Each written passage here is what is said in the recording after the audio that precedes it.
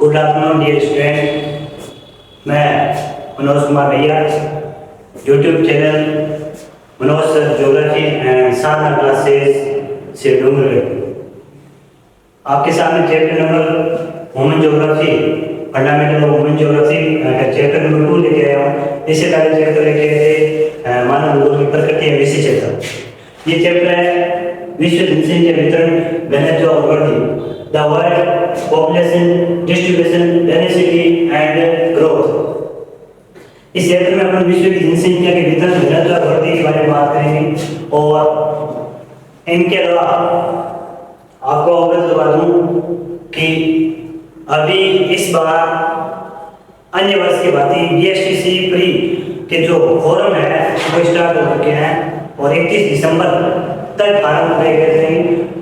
पीछे के वर्षों में फार्म है वो आपके मार्च में भरे जाते थे, इस बार दिसंबर माह में भेजा है और हमारा बेंच है वो भी 15 मार्च से शुरू हो जाएगा। जैसे 12th क्लास के एग्जाम कंप्लीट होते हैं उसके तुरंत बाद मेरा ये प्रयास इस YouTube क्लास के पीछे उद्देश्य था कि बच्चों को बेहतर से बेहतर कंटेंट हम उपलब्ध करा सके। और मैं निजी शिक्षण संस्था में कार्य कर रहा हूँ तो सरल सी बात है, महाराणी में कहावत है कि युग में बड़ों बनी गए जब तक ही विचार होने वाले, अर्थात आपको एक बेहतर मेंटोर, बेहतर मार्गदर्शक, पथ प्रदर्शक नहीं मिल जाता है और बेहतर गुरु नहीं मिल जाता है तब तक आप अपनी मंजिल तक नहीं पहुंच पाते। क्योंकि मैं खुद एक निजी शिक्षण संस्था में कार्य कर रहा हूँ तो इस चीज़ का मुझे अच्छी तरीके से पता है कि अगर बेहतर आपके मेंटोर मिल जाए, अच्छे मार्गदर्शक मिल जाए तो आप जल्दी मुकाम हासिल कर सकते हो। इस चीज़ को हमने अच्छी तरीके से वापा और अच्छी तरीके से महसूस भी किया कि जिस तरीके से हमें एक बेहतर मार्गदर्शक से हम वंचित रहे थे, हम चाहते हैं कि हमारे जो स्टूडेंट है वो ऐसा उनके साथ में हो, वो भी एक बेहतरीन मंजिल तक पहुंचे और अच्छे मेंटोर जो उन्हें और अच्छे शिक्षक उन्हें मिले। अब हम बात करें मानव भूगोल चैप्टर नंबर 2 की। इस चैप्टर में कुछ एक परिभाषाएं पढ़ेंगे, एक थॉम्स या जो मार्क्स का सिद्धांत पढ़ेंगे और वर्ल्ड पॉपुलेशन के बारे में भी कुछ एक बातें पढ़ेंगे। पहले परिचय, विश्व जनसंख्या वितरण घनत्व और वृद्धि की बात करते हैं, परिचय की बात करते हैं। तो विश्व जनसंख्या की ये सरल सी बात है, उन क्षेत्रों में जनसंख्या ज्यादा निवास करेगी जहां भौगोलिक जलवायु हुआ करती या मनुष्य की मूलभूत आवश्यकताएं आसानी से पूर्ण वहां लोग अधिकतर में देखने को मिलेंगे। इसीलिए देख लो ऑस्ट्रेलिया में, नॉर्थ पोल में, साउथ पोल में और ग्रीनलैंड वगैरह इन क्षेत्रों में जनसंख्या बिल्कुल ही न के बराबर है। विश्व की अधिकतर जनसंख्या टॉप 10 देश है वो अधिकतर एशिया में देखने मिल रहे हैं और सबसे ज्यादा जनसंख्या एशिया में। संपूर्ण पृथ्वी की जनसंख्या से संबंधित बात कही है कि पृथ्वी के 51 करोड़ क्षेत्रफल में से मात्र 10% क्षेत्र पर 90% जनसंख्या निवास करती है और 90% क्षेत्र पर आपके मात्र 10% पॉपुलेशन निवास करती है। विश्व के 90% क्षेत्र पर मात्र 10% जनसंख्या और 10% पर 90% जनसंख्या निवास करती है। जनसंख्या का वितरण है। अब हम जनसंख्या वितरण की बात करें तो जनसंख्या वितरण की परिभाषा, जनसंख्या वितरण से संबंधित इस चैप्टर में क्लास 12 के लेवल तक ही मैं बातें करूंगा। कंपटीशन लेवल की बातें बिल्कुल ही नया के बराबर होगी क्योंकि इन क्लासों के पीछे मूल उद्देश्य यही था कि 12th के बच्चों को बेहतर तरीके से ज्योग्राफी की क्लास से उपलब्ध करा सकें। तो इनका क्या है ना, मूल उद्देश्य हमारा 10 तक है, तो उस हिसाब से अपन बात करें इस चैप्टर में जनसंख्या विज्ञान से संबंधित कुछ परिभाषाएं हैं, जिनमें पहली परिभाषा है राल्फ वाल्डो इमर्सन। ये विद्वान है, इस विद्वान ने जनसंख्या से संबंधित एक बात कही है कि कोई देश सोने से या स्वर्ण से मजबूत नहीं होता है, बल्कि कोई देश मजबूत होता है उस देश की स्त्री और पुरुषों से। कहने का मतलब राल्फ वाल्डो इमर्सन के कहने का मतलब है कोई देश मजबूत होता है उस देश की जनसंख्या से, स्त्री और पुरुषों से। सोने और चांदी कीमती धातु से कोई देश से मजबूत नहीं होता। इस परिभाषा का संबंध है Ralph Waldo immersion. Ralph Waldo immersion सरल याद करने का सरल सी बात है, राल्फ स्वर्ण। राल्फ नाम आपको अजीब लग रहा है, स्वर्ण मतलब सोना। कोई देश सोने से मजबूत नहीं होता, बल्कि मजबूत होता है उस देश की जनसंख्या से, स्त्री और पुरुषों से। जनसंख्या विज्ञान से संबंधित एक परिभाषा ये दी गई है। दूसरी परिभाषा है जोडफ्री क्रेसी, जिन्होंने एशिया महाद्वीप से संबंधित एक परिभाषा दी है जनसंख्या विषय, डेफिनेशन ऑफ पॉपुलेशन, जनसंख्या से संबंधित परिभाषा दी है जोडफ्री क्रेसी। जोडफ्री क्रेसी का ये कहना है कि आपके जो एशिया की जनसंख्या है, इसमें कम स्थानों पर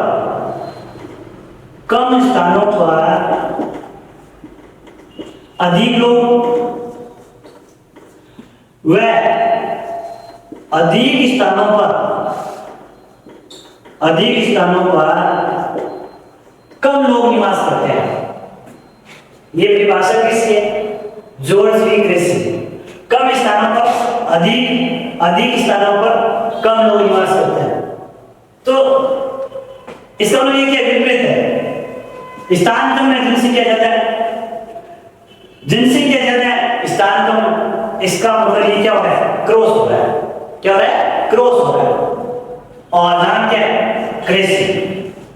आप इस तरीके से भी याद कर सकते हो। याद करने का तरीका है, बस कैसे याद होना चाहिए। क्रेसी, जोडफ्री क्रेसी। क्रेसी मतलब क्रॉस।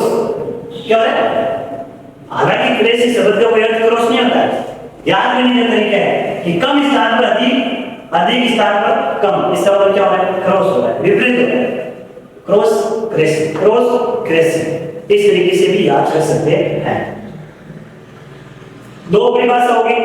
तीसरी परिभाषा है जॉन माल्थस की। जॉन माल्थस ने परिभाषा दी है जनसंख्या से संबंधित परिभाषा दी है, जनसंख्या से संबंधित उसका कथन है। जॉन माल्थस का ये मानना है कि आने वाला समय ऐसा होगा, एक ऐसा दौर आएगा जिसमें आपकी जनसंख्या गुणोत्तर में वृद्धि होगी और संसाधनों में कमी होगी। उसके कहने का मतलब ये था कि जनसंख्या अत्यधिक वृद्धि होगी और खाद्य आपूर्ति नहीं होगी। भूखमरी की वजह से लोग आपस में काटने, मारने, पीटने और महामारियां, अपराध, ये सब होगी। जॉन माल्थस ने एक बात कही थी कि जो आने वाला दौर है, उस दौर में जनसंख्या से संबंधित जॉन माल्थस का एक ही कथन था। जॉन माल्थस कह रहा है कि आपकी जो जनसंख्या है वो गुणोत्तर बढ़ेगी। जनसंख्या आपके गुणोत्तर बढ़ेगी। 2, 4, 8, 16, 32, 64 इस तरीके से जनसंख्या में गुणोत्तर वृद्धि होगी। जनसंख्या में क्या होगी? गुणोत्तर वृद्धि होगी। और आपके संसाधनों में भारी कमी आएगी। संसाधन इसी तरीके से बढ़ेंगे लगातार, लेकिन संसाधन के बजाय जनसंख्या क्या हो रही है? डबल बढ़ रही है, गुणोत्तर बढ़ रही है। इस वजह से जॉन माल्थस ने एक बात कही थी कि आने वाला दौर ऐसा आएगा कि जनसंख्या आपके लगातार तीव्र गति से गुणोत्तर में वृद्धि होगी, संसाधनों में कमी होगी और ऐसा दौर आएगा कि लोग खाद्य आपूर्ति की वजह से एक दूसरे को मारेंगे और अनेक महामारियां फैलेंगी और इस तरीके से धीरे धीरे ऐसा वक्त आएगा कि लोग सारे के सारे सिस्टम खत्म होने पर उतर जाएंगे। ये बात कही थी किसने? जॉन माल्थस ने। दोबारा सुन लें। जनसंख्या से संबंधित कथन की बात करें तो 3 कथन है इस चैप्टर में। कोई देश सोने चांदी से मजबूत नहीं होता है, बल्कि उस देश की जनसंख्या से होता है, या स्त्री या पुरुषों से होता है। ये बात कहती राना फवाद ने। कम स्थान पर अधिक, अधिक स्थान पर कम, मतलब क्रॉस हुआ है, मतलब Cressey, George B Cressey. John Marx ने क्या कहा? संसाधनों में कमी आएगी, जनसंख्या तीव्र गति से बढ़ती होगी, गुणोत्तर में बढ़ती होगी, संसाधन में कमी आएगी, लोग ऐसा वक्त आएंगे कि एक दूसरे को मारेंगे और महामारियां फैलेगी और इस प्रकार जनसंख्या है तीव्र गति से बढ़ेगी। ये बात कही जॉन मार्क्स ने। बाकी जॉन मार्क्स का सिद्धांत अपन लास्ट में पढ़ेंगे, जनांगी के संक्रमण सिद्धांत। यहां तक की बातें आपके क्लियर होगी। उसके बाद में बात करते हैं जनसंख्या वितरण की। किसी क्षेत्र विशेष में लोगों का असमान रूप से निवास करना जनसंख्या वितरण कहलाता है। भारत में सबसे ज्यादा असमान जो वितरण है, बात करते हैं असमान वितरण की, तो भारत में सबसे ज्यादा असमान वितरण है वो असम में देखने को मिलती है। भारत में सबसे ज्यादा असमान जनसंख्या वितरण होना है असम में। हमने भारत अर्थव्यवस्था भूगोल पुस्तक में अच्छी तरीके से पढ़ा था। असमान वितरण सबसे ज्यादा जनसंख्या हो असम में। जनसंख्या वितरण से परिभाषाएं कथाएं हमने पढ़ी। उसके बाद में जनसंख्या घनत्व, जनसंख्या घनत्व की बात करें तो प्रति वर्ग इकाई में या प्रति वर्ग किलोमीटर निवास करने वाले लोगों की संख्या को जनसंख्या घनत्व कहा जाता है। प्रति वर्ग इकाई या प्रति वर्ग किलोमीटर में निवास करने वाले लोगों की संख्या जनसंख्या घनत्व कहलाता है। जैसे मान लो 1 किलोमीटर ये कोई क्षेत्र है, ठीक है, इसमें कितने लोग निवास कर रहे हैं, बस ये क्या है जनसंख्या घनत्व। प्रति वर्ग किलोमीटर दायरे में निवास करने वाले लोगों की संख्या क्या कहते हैं, जनसंख्या घनत्व, ठीक है। जनसंख्या घनत्व इस पुस्तक के साथ साथ मैं आपको साथ में उस पुस्तक की कुछ बात आगे बता देता हूँ। जैसे हमने वहां पढ़े थे जनसंख्या वितरण घनत्व, भारत में सबसे ज्यादा जनसंख्या घनत्व बिहार का हमने पढ़ा 1102 व्यक्ति प्रति वर्ग किलोमीटर। उसके बाद में 2 नंबर पश्चिम बंगाल 1026, और सबसे कम हमने पढ़ा था अरुणाचल प्रदेश 17। ये भी बताया है अरुणाचल प्रदेश और राजस्थान में जैसे जनसंख्या घनत्व समान है दोनों का 17-17, ठीक है।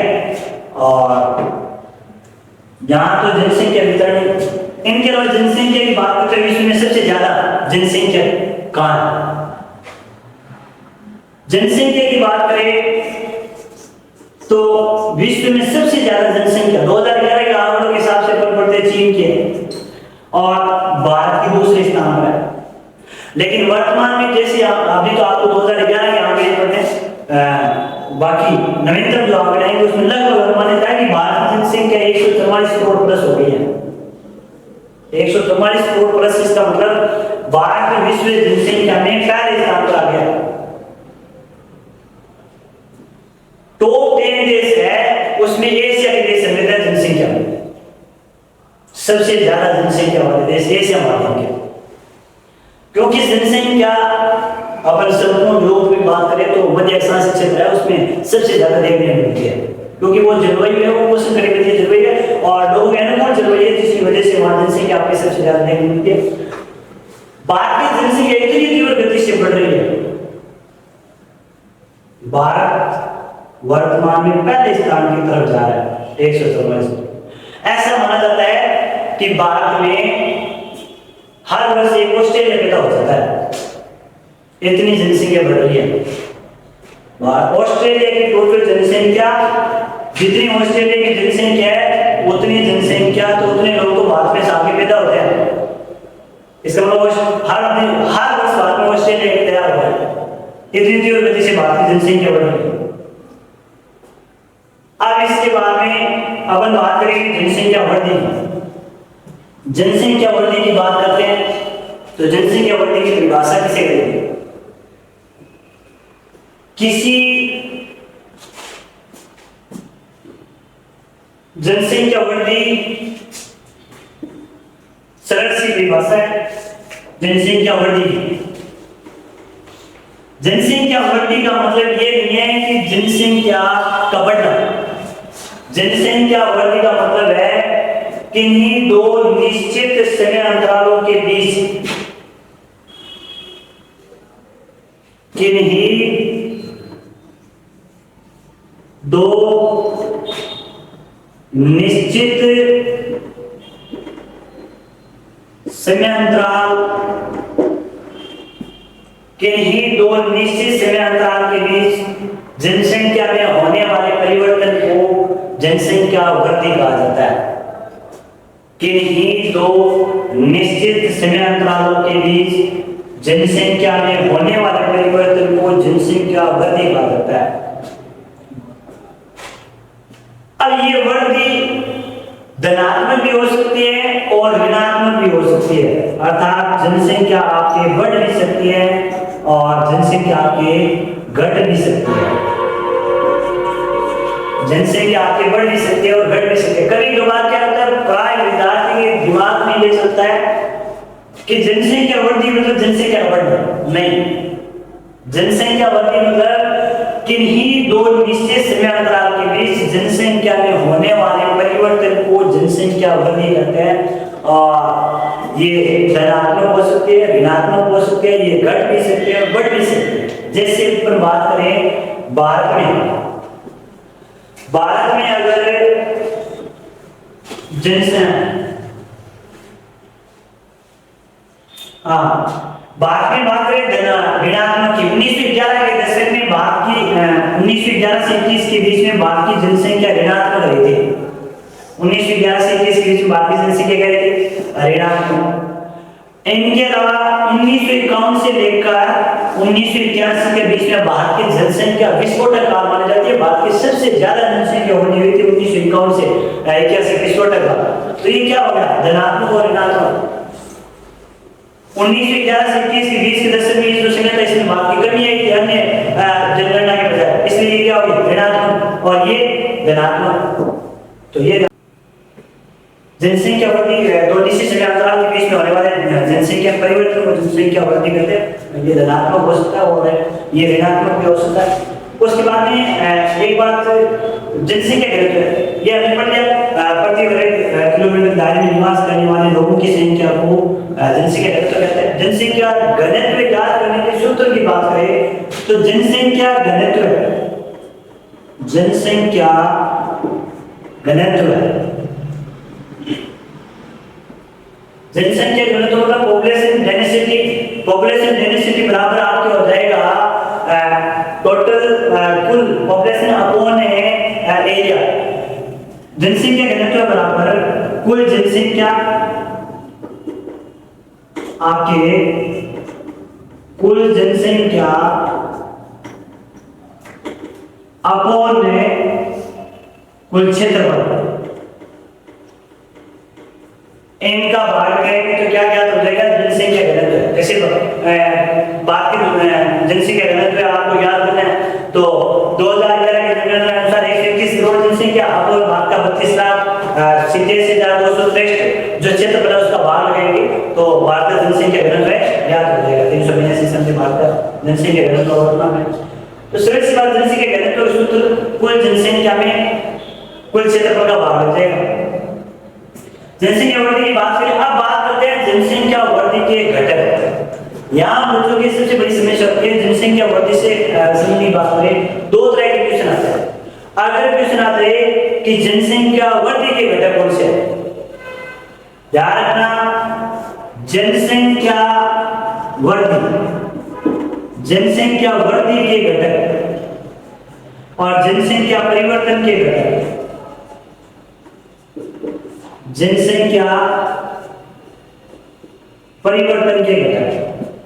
अगर क्वेश्चन जनसंख्या वृद्धि के घटक पूछ रहे हैं तो जनसंख्या वृद्धि के दो घटक होते हैं, प्राकृतिक और अभिप्रेरित। प्राकृतिक व अभिप्रेरित। और अगर क्वेश्चन आता है जनसंख्या परिवर्तन के घटक, जनसंख्या परिवर्तन के घटक, परिवर्तन के 3 घटक है आपके जन्म दर, मृत्यु दर और प्रवास। ये जनसंख्या परिवर्तन के घटक है, जन्म दर, मृत्यु दर, प्रवास। जनसंख्या बढ़ने के प्राकृतिक और अभिप्रेरित।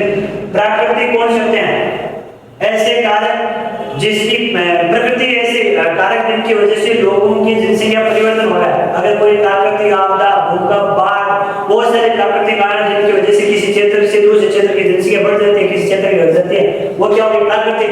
अभिप्रेरित, जब लोगों को जनसंख्या कोई क्षेत्र विशेष लोगों को अपनी तरफ अट्रैक्टिव करते हैं। अट्रैक्टिव मतलब वो क्षेत्र लोगों को रोजगार देता है, मूलभूत आवश्यकता की पूर्ति करता है। इनके अलावा मूलभूत आवश्यकता मतलब चिकित्सा है, शिक्षा है, वो जो भी अपने सामान्य जरूरत जो आवश्यकता अगर पूर्ति करे तो लोग उस क्षेत्र की ओर अपने आप आकर्षित हो। तो ये उस क्षेत्र की जनसंख्या को बढ़ा रही। तो अगर कुछ जनसंख्या वृद्धि के घटक पूछे तो प्राकृतिक और अभिप्रेरित। जनसंख्या वृद्धि के घटक पूछे तो प्राकृतिक और अभिप्रेरित। अगर जनसंख्या परिवर्तन के घटक पूछे तो 2 3 जन्म दर, मृत्यु दर, प्रवास। ये जनसंख्या परिवर्तन के घटक हैं, इनकी वजह से जनसंख्या परिवर्तन होता है। अब इनकी बात करते हैं जन्म दर, मृत्यु दर, प्रवास। किसी वर्ष विशेष में 1000 व्यक्तियों के पीछे जन्म लेने वालों की संख्या जन्म दर कहलाती है। किसी क्षेत्र में किसी वर्ष विशेष के दौरान 1000 व्यक्तियों के पीछे जन्म लेने वालों की संख्या क्या कहलाएगी? जन्म दर। किसी क्षेत्र में किसी वर्ष विशेष में या किसी क्षेत्र में एक वर्ष के दौरान 1000 व्यक्तियों के पीछे मरने वालों की संख्या क्या कहलाएगी? मृत्यु दर। प्रवास, लोगों का एक स्थान से दूसरे स्थान आना जाना क्या करेगा? प्रवास करेगा। लोगों को एक स्थान से दूसरे स्थान आना जाना क्या करेगा? प्रवास। प्रवास के 2 प्रकार होते हैं, एक उत प्रवास, एक अप्रवास। जब कोई व्यक्ति किसी स्थान को छोड़कर नए स्थान पर जा रहे हैं, इसका मतलब क्या है? अप्रवास। प्रवास के कितने प्रकार हैं? 2, एक उत प्रवास और एक अप्रवास। जब कोई व्यक्ति किसी स्थान को छोड़कर जा रहे हैं तो आपके उत प्रवास, जहां से छोड़कर जा रहे हैं, इसका मतलब वो इन लोगों के लिए क्या हो गया? उत प्रवास। नई जगह जाएंगे तो उनके लिए क्या हुआ है? तो अप्रवास। अगर कोई व्यक्ति किसी क्षेत्र विशेष को छोड़कर नए स्थान की तरफ जा रहे हैं, इसका मतलब वो क्या है? अप्रवास। याद रखने का परिभाषा एक तरीके है, नए स्थान पर जा रहे हैं इसका मतलब वो अप्रवास है, छोड़कर जा रहे हैं इसका मतलब प्रवास है, आने जाने की प्रक्रिया इसका मतलब वो क्या है? प्रवास। ये जनसंख्या परिवर्तन के घटक हो गए, जन्म दर, मृत्यु दर और प्रवास। वृद्धि के घटक हो गए प्राकृतिक और अभिप्रेरित। अब अपने इस चैप्टर में आगे की बात करें, सबसे इंपॉर्टेंट जो बात है वो यही है, यहां से आपको अगर एग्जामिनर को प्रभावित करना है, आप चाहते हैं कि आपके नंबर 56 में से 54 55 ही नहीं हो बल्कि 56 में से 56 हो, तो अब आपको इन चीजों का विशेष ध्यान रखना है। जैसे प्रश्न है जनसंख्या वितरण को प्रभावित करने वाले कारक। भूगोल में अपन बात करें तो पूरे दोनों किताबों में 4-5 क्वेश्चन ऐसे हैं जिनके उत्तर एक ही है, लेकिन एक ही तरीके से अपन उत्तर लिखे तो क्वेश्चन 4-5 में से कोई है तो भी अपन नंबर ले सकते हैं। जैसे रोग को प्रभावित करने वाले कारक है, कृषि को प्रभावित करने वाले कारक है, विनिर्माण को विशेष है या विनिर्माण की विशेषता देते हैं, या जनसंख्या वितरण को प्रभावित करने वाले कारक है। ये जो कारकों वाला क्वेश्चन है वो मैं बच्चों को बार-बार अवगत करा रहा हूँ कि आप बढ़िया तरीके से अपनी लेखन शैली सुधारें। अगर आपके वितरण से संबंधित क्वेश्चन आ रखा है, प्रभावित करने वाले कारकों से संबंधित कोई क्वेश्चन आ रखा है, चाहे जनसंख्या वितरण का हो, आपके कृषि को भारतीय कृषि की समस्या याद है तो भी आपको बढ़िया तरीके से सारणी बना के उत्तर लिखना है। जनसंख्या वितरण कारक है तो भी आपको सारणी बना के लिखना है, चाहे उद्योग के बिना तो भी आपको सारणी बना। आपके लिखने का तरीका ये होना चाहिए, जैसे मतलब ये क्वेश्चन आ गया जनसंख्या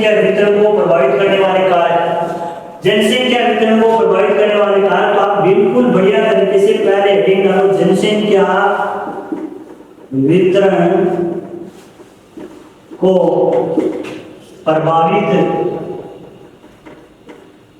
करने वाले कारक। जनसंख्या वितरण को प्रभावित करने वाले कारक। छोटा क्वेश्चन यहाँ से फोटो होता है कि जनसंख्या वितरण को प्रभावित करने वाले दो भौगोलिक कारकों के नाम लिखो। जलवायु, मृदा, भू-आकृति, जल। यह क्वेश्चन आता है कि जनसंख्या वितरण को प्रभावित करने वाले दो आर्थिक कारकों के नाम लिखो। खनिज, नगरीकरण, रोजगार, औद्योगिकरण। सीधा सा क्वेश्चन, छोटा क्वेश्चन भी आता है इस पार्ट से।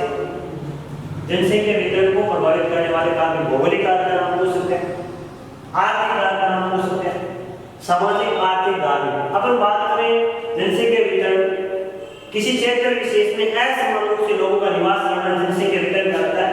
जिसमें भौगोलिक कारक की बात करें, सबसे पहले जल की उपलब्धता।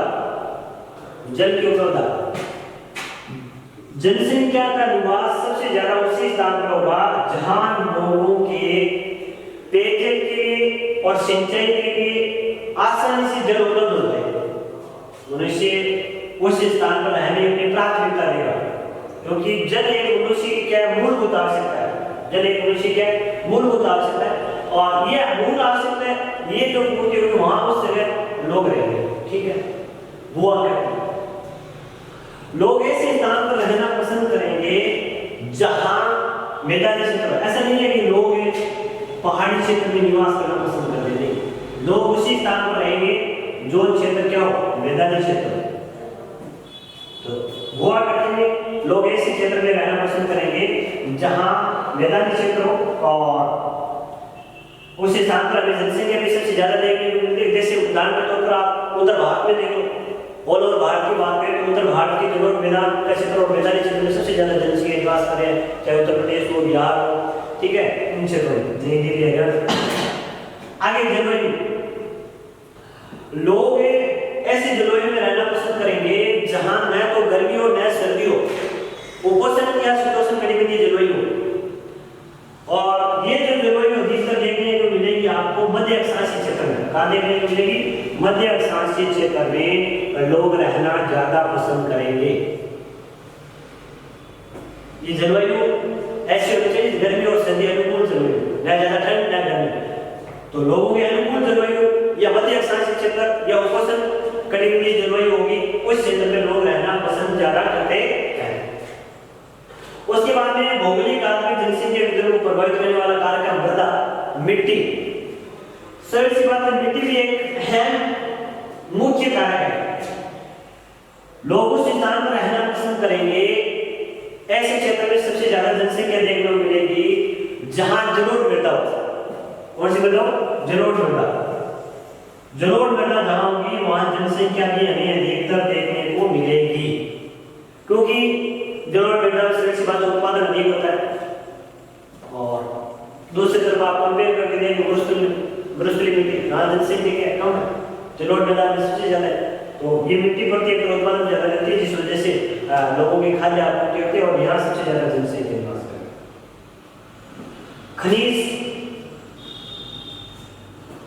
खनिज क्षेत्र में जनसंख्या उन क्षेत्रों में ज्यादातर देखने को मिलती है जहां खनिज भारत में सबसे ज्यादा। भारत में पश्चिम बंगाल, झारखंड, छत्तीसगढ़ देख लो, अफ्रीका का जाम्बिया और कटका क्षेत्र देख लो। अफ्रीका के जाम्बिया और कटका क्षेत्र, भारत के छोटा नागपुर, झारखंड, पश्चिम बंगाल, छत्तीसगढ़, इन क्षेत्रों में क्योंकि जहां खनिज ज्यादा होगा वहां श्रमिकों की आवश्यकता ज्यादा होगी, श्रमिक को वो क्षेत्र क्या देगा? रोजगार प्रदान करेगा। तो उन क्षेत्रों में जनसंख्या अधिक निवास करेगी। नगरीकरण, जनसंख्या वितरण को प्रभावित करने वाला अगला कारक है नगरीकरण। नगरों में लोग जनसंख्या ज्यादा निवास करते हैं, लोग गांवों से नगरों की तरफ पलायन कर रहे हैं। इसका मुख्य कारण है नगरों में बेहतर सुविधा। नगरीय क्षेत्र में सबसे ज्यादा जनसंख्या निवास करती है, क्योंकि नगर के क्षेत्र में व्यक्ति की स्वास्थ्य, शिक्षा, मनोरंजन, इनके अलावा अन्य जो आवश्यकताएं वो भी आसानी से पूर्ति हो जाती है। बेहतर स्वास्थ्य सेवा मिलती है नगरों में, बेहतर शिक्षा मिलती है, और नगरों में अन्य जो भी आवश्यकताएं होती है उनकी भी आसानी से पूर्ति हो जाती है। और मनोरंजन के क्षेत्र की बात करें तो वो भी अधिक है।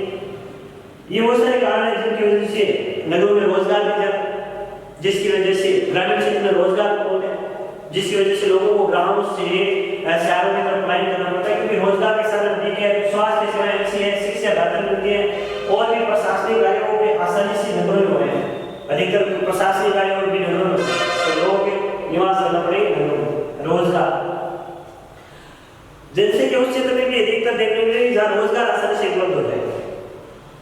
चाहे आप मुंबई शहर को देखो, गुजरात के सूरत शहर को देखो, वर्तमान में कपड़े उत्पादन के लिए बड़ी बड़ी फैक्ट्रियां मिल लगी है, क्योंकि वो क्षेत्र लोगों को क्या दे रहा है, रोजगार, जिसकी वजह से मुंबई शहर, सूरत, इन शहरों में, दिल्ली, इन शहरों में सबसे ज्यादा जनसंख्या निवास करती है, क्योंकि ये शहर है वो सबसे ज्यादा रोजगार कर रहा है।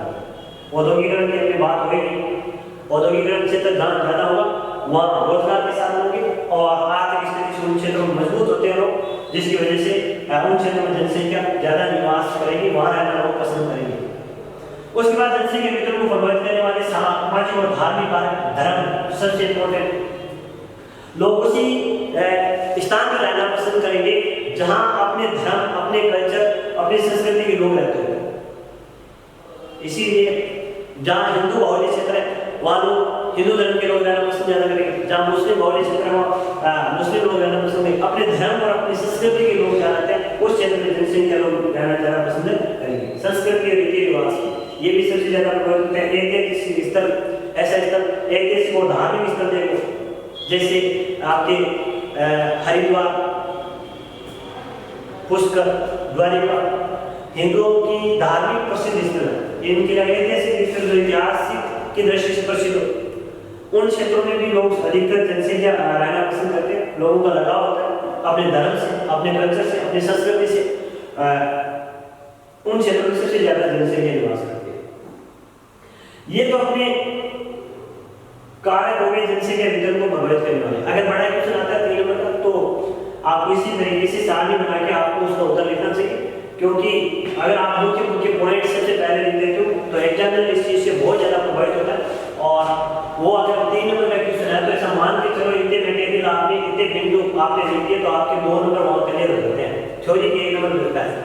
क्वेश्चन चाहे जनसंख्या वितरण की बात करो, चाहे भारतीय कृषि की समस्या की बात करो, चाहे औद्योगिक क्षेत्र की बात करो, चाहे विनिर्माण की विशेषताओं की बात करो, चाहे उद्योग को प्रभावित करने वाले कारकों की बात करो, अगर ऐसे कोई क्वेश्चन है तो उन्हें हमें ज्यादातर अपनी लेखन शैली सुधारने और इस तरीके से लिखना चाहिए ताकि एग्जामिनर आपकी कॉपी से प्रभावित हो और जिससे आपके नंबर वो ज्यादा से ज्यादा हो। तो ये तो जनसंख्या वितरण को प्रभावित करने वाले कारक। इस पार्ट में हमें ध्यान रखना है छोटे क्वेश्चन का कि जनसंख्या वितरण को करने वाले भौगोलिक कारक है, आर्थिक कारक से छोटा सा क्वेश्चन है, बड़ा क्वेश्चन है नहीं, इस वजह से लिखते जा रहे हैं कि भौगोलिक कारकों से, आर्थिक कारकों से।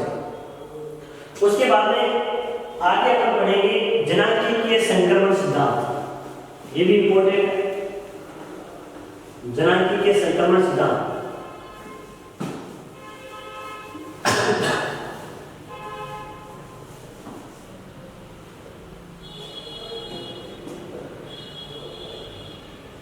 जनांकीय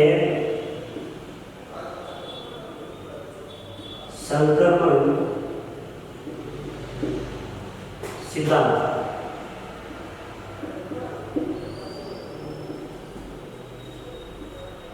इस सिद्धांत के प्रतिपादन की बात करें, प्रतिपादन की बात करें Thomas Malthus. Thomas Malthus, Thomas Malthus इस जनांकीय संक्रमण सिद्धांत के प्रतिपादक। ये सिद्धांत है क्या? जनांकीय मतलब जनसंख्या, और जनांकीय संक्रमण सिद्धांत से हमें किसी क्षेत्र विशेष की वर्तमान और भावी भविष्य की जनसंख्या के बारे में जानकारी प्राप्त हो। इस सिद्धांत को जनांकीय संक्रमण सिद्धांत कहते हैं। इस सिद्धांत के प्रतिपादक थॉमस माल्थस।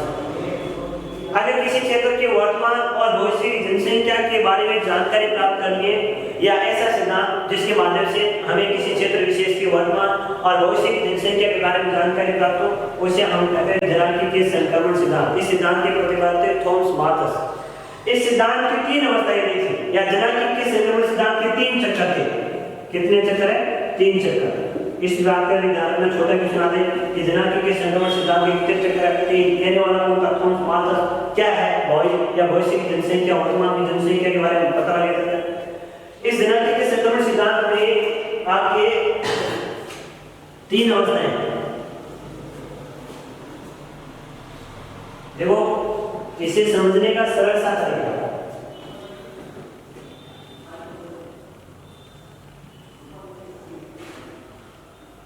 ग्रामीण,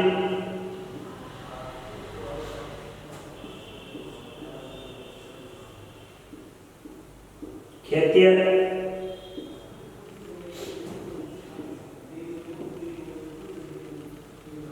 अशिक्षित।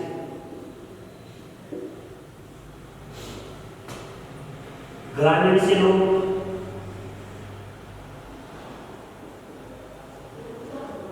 नगरीय,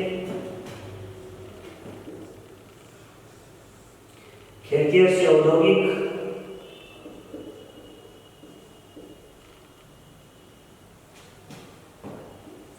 औद्योगिक से अशिक्षित से शिक्षित,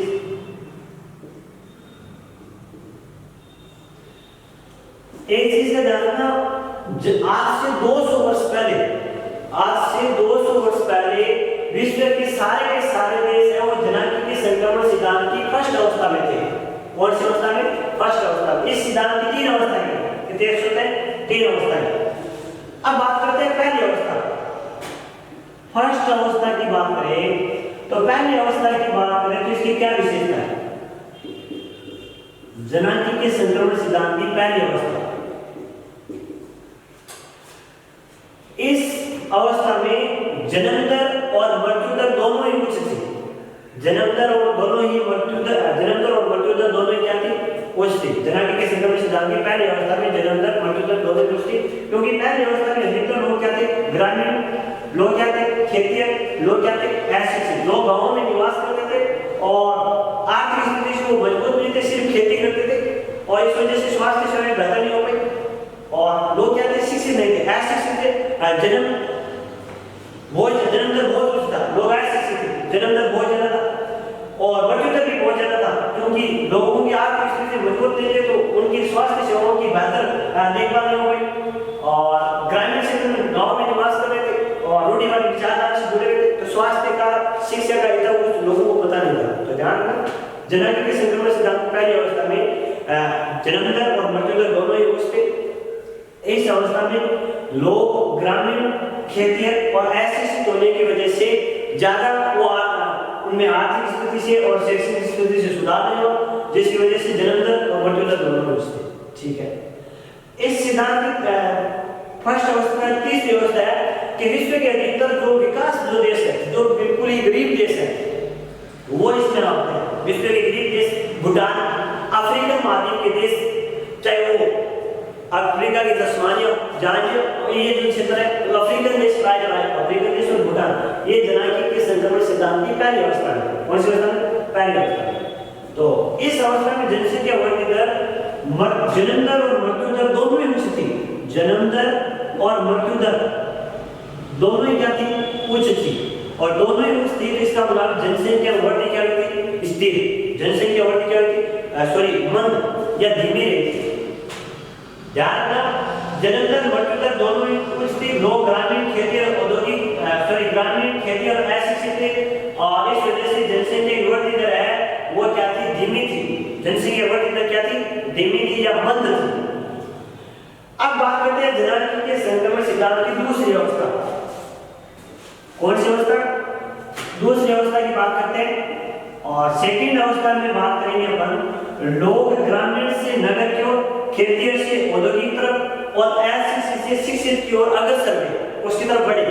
तो ध्यान रखना कि जनांकी के संक्रमण सिद्धांत की दूसरी अवस्था में आपके जन्म दर उच्च थी और समय के साथ साथ मृत्यु दर में क्या आई थी? कमी आई थी। जन्म दर उच्च थी और समय के साथ मृत्यु दर में क्या आई? कमी। और लोग ग्रामीण से नगर की तरफ, खेती से औद्योगिक तरफ, अशिक्षित से शिक्षित की ओर आगे अग्रसर हुए थे, बढ़े थे। तो जिसकी वजह से जन्म दर उतनी थी लेकिन मृत्यु दर में स्वास्थ्य सेवा सुधार, तो मृत्यु दर में कमी और मृत्यु दर में सरल सी बात है कमी आएगी। जन्म दर प्रारंभ में जन्म दर उच्च और मृत्यु दर में क्या आई थी? कमी। मृत्यु दर में क्या आई? कमी। और मृत्यु दर में कमी आने की वजह से जनसंख्या में क्या हुई? वृद्धि। जनसंख्या में क्या हुई? वृद्धि। इसीलिए जननांग संक्रमण सिद्धांत की अवस्था को जनसंख्या का विस्फोटक अवस्था कहा जाता है। जनसंख्या का विस्फोटक अवस्था कहा जाता है। दूसरी अवस्था को जनसंख्या का विस्फोटक अवस्था कहा जाता है। इस चीज का ध्यान रखना, जनसंख्या का विस्फोटक अवस्था कहा जाता है। इसमें जो विश्व के विकासशील देश है वो सम्मिलित है। जननांग संक्रमण सिद्धांत की दूसरी अवस्था में विश्व के विकासशील देश है वो सम्मिलित है। जैसे भारत है, श्रीलंका है, जो विकासशील देश है वो जननांग संक्रमण सिद्धांत की दूसरी अवस्था है। तो ध्यान रखना, जननांग संक्रमण सिद्धांत की दो अवस्थाएं।